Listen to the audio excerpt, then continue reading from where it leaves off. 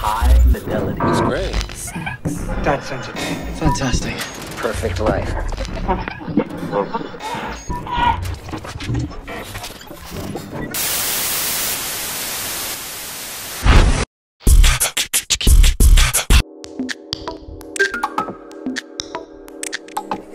À Quessac coule le Mari. À proximité de son lit, la commune a décidé d'offrir aux visiteurs un petit étang. L'idée fut même de les unir. Un petit canal fut ainsi aménagé en amont. Mais diverses réglementations récentes sur l'eau interdirent cette union. Les bases conceptuelles et poétiques d'un projet tout artistique sont ainsi posées. Il n'est pas possible au mari qui descend du champ d'épouser l'étang donné qui s'y trouve. C'est en effet l'une des vertus de l'art que d'établir des passerelles au-delà des interdits que souvent la réalité nous impose. Christophe Gonnet, bonjour. Nous sommes ici à Quessac. Vous êtes invité par l'association Les Rives de l'Art dans le cadre des biennales éphémères. La première fois que Annie Wolf vous a amené sur ce lieu, qu'est-ce qui vous a inspiré ? Pas grand-chose. Non, je suis un peu dur. Non, c'est-à-dire que la première fois que je suis venu, j'étais, c'est vrai, un petit peu surpris parce que j'ai l'habitude d'intervenir dans des espaces naturels, entre guillemets, évidemment. Il n'y a pas vraiment d'espace complètement naturel, mais un peu sauvage, un peu non écrit. Et c'est vrai que là, on est dans un espace qui vient d'être aménagé, qui est un peu nouveau, donc il manque encore d'histoire, d'écriture. Il y a peu d'arbres, il est extrêmement découvert. Donc voilà, j'avais effectivement une certaine difficulté à trouver une accroche de projet. Et puis cette présence de ce petit étang qui est assez réussi, mais qui impose comme ça encore un élément horizontal très présent. Donc voilà, c'était un peu difficile, mais en même temps j'étais curieux de cette invitation d'Annie et de ce qu'elle sentait dans mon travail, ce qu'elle attendait peut-être. Donc voilà, j'ai finalement trouvé la solution d'investir plutôt un côté de cet espace-là, une extrémité de cet étang, et une extrémité en fait qui est une zone qui garde la trace en fait de l'histoire de ce lieu, c'est-à-dire un marécage.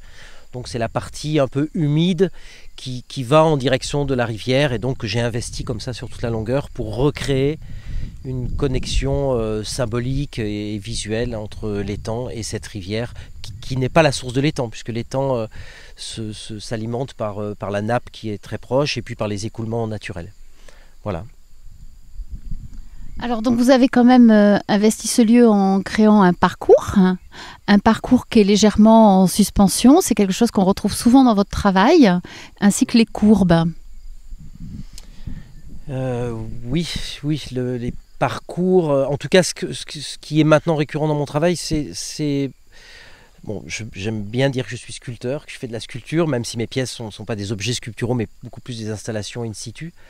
Mais pour autant, même si je travaille bien sûr beaucoup l'aspect formel et la plasticité de ce que je mets en place, pour moi ce qui est aussi très important, c'est sa destination publique, et c'est les présences qui vont ensuite l'investir, qui vont l'habiter et qui vont écrire. Pour moi, pour moi les gens font partie, les visiteurs, les utilisateurs font partie vraiment de l'œuvre, enfin sont un peu mis en scène et sont scénographiés. Donc après alors l'horizontalité, c'est une chose très récurrente dans mon travail, et effectivement la suspension, c'est-à-dire que tous mes travaux, toutes mes réalisations ont toujours quelque chose à voir avec la mise en suspension du sol, ou du moins, enfin c'est surtout l'idée d'avoir un espace dans l'espace, c'est-à-dire que les gens circulent finalement, traversent le lieu, mais le traversent plus en étant directement en contact avec le sol, mais sur un autre lieu qui est en suspension au-dessus, ce qui redonne une présence, enfin une liberté de pousser, justement, d'être envahi par la végétation au lieu, et de pouvoir comme ça circuler sans le marquer, sans laisser de traces, même si évidemment l'œuvre est pour le coup une trace importante. Mais voilà. Alors c'est un petit peu comme s'ils étaient observateurs en fait. Les utilisateurs ? Le fait d'être en suspension, de passer comme ça au-dessus. Oui, le fait d'être en suspension permet d'avoir une autre vision du site. Après, ils sont spectateurs, bien sûr, ils sont, à mon avis, observateurs d'autre chose que quand ils fonctionnent, que quand ils circulent sur l'espace naturel, parce que le fait d'être en suspension, ils sont aussi mis dans une certaine fragilité, c'est-à-dire qu'on peut marcher dessus, mais le but c'est évidemment pas de parcourir ce lieu de le parcourir en courant, parce que d'abord il est étroit, parce qu'il est, même s'il est solide, mais voilà, il impose quand même une certaine attention à la façon dont on marche.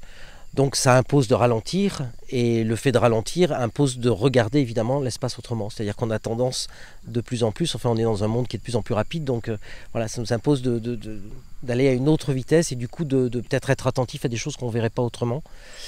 En particulier toutes les plantes, mais je me suis aperçu qu'il y avait plein de grenouilles, il y a plein de libellules, voilà, c'est un lieu qui est extrêmement habité, donc on peut le voir autrement.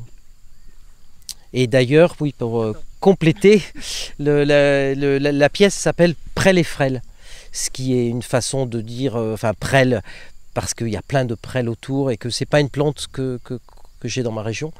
Et il y en a beaucoup ici, et c'est extrêmement beau, je trouve. C'est vraiment une plante qui a une architecture incroyable.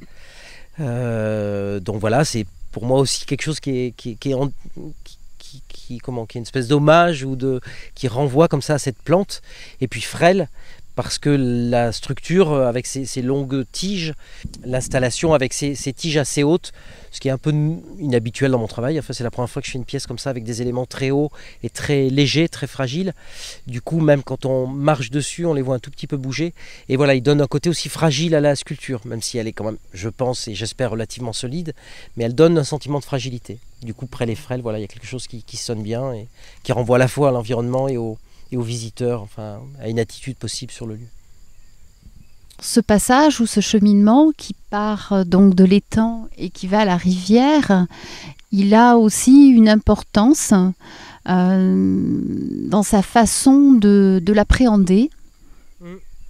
Oui, c'est la façon dont on l'appréhende, c'est assez important pour moi, dans le sens où c'est vrai que c'est plutôt, même si la pièce fait 80 mètres de long, pour moi c'est plutôt une œuvre qui s'adresse à l'intime, à l'individu seul, qu'à un public large. Ça ne veut pas dire qu'il ne peut pas y avoir un public large, mais ça veut dire que l'emprunter, c'est pour moi une expérience qui est personnelle et qui est individuelle. Alors, cela dit, il y a aussi tout l'espace autour qui est assez agréable pour justement observer la pièce de l'extérieur et parcourir et regarder justement celui qui la pratique. Celui qui est à l'intérieur, donc être spectateur d'un promeneur, voilà, de quelqu'un qui déambule dessus.